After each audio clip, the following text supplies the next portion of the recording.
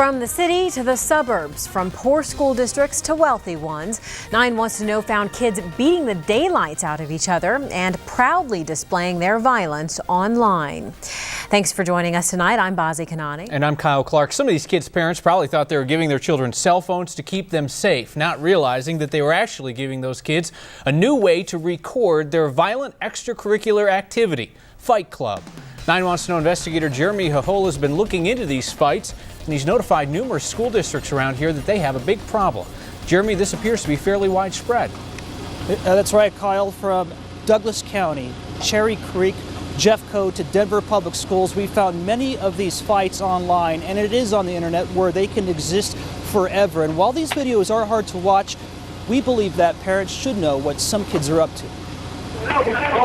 They are brutal, like the punches and kicks.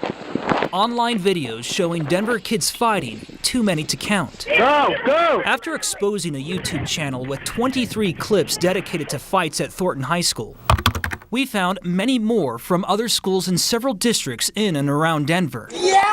Like this one. 2 girls attack each other as students move in like paparazzi with cell phones rolling. 70% of teens now have their own cell phones. Add the ability to record video and instantly upload it here to YouTube.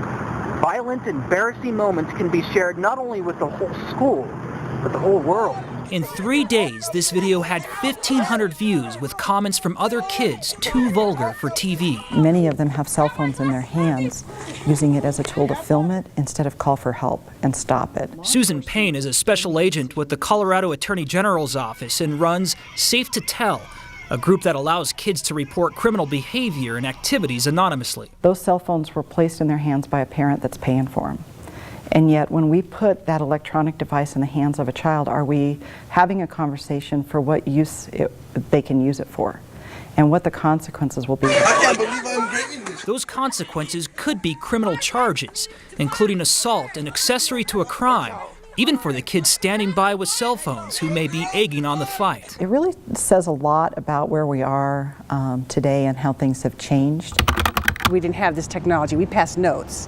This is much more complicated. Ellen Kelty is a psychologist for Denver Public Schools who fears the videos can cause long-term damage to a child's self-esteem and confidence. This stuff lives on forever.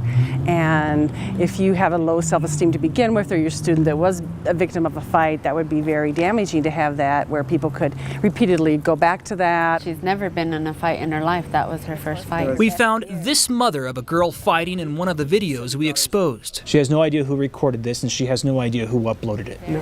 While Hadessa Zamorano is upset her daughter was suspended for a second time because of the fight video we exposed, she's also equally disappointed the mistake was uploaded for all to see. I was sad. It broke my heart to see my daughter do something like that, because that's not how she was raised.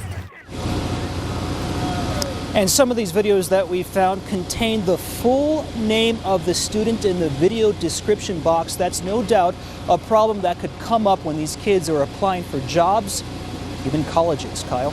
And Jeremy, you brought this to the attention of the districts. What are they telling you? Do they think they can do anything to stop this? Well, Kyle, we sent these videos to Cherry Creek, Douglas County, Jefferson County, and Denver Public Schools. They tell us that they are going to try and find out what went on at these fights and who possibly uploaded these videos. There could be consequences for a lot of these students. A lot of clear pictures of a lot of kids' faces in there. All right, 9 Wants to Know investigator Jeremy Jojola. Thank you, Jeremy.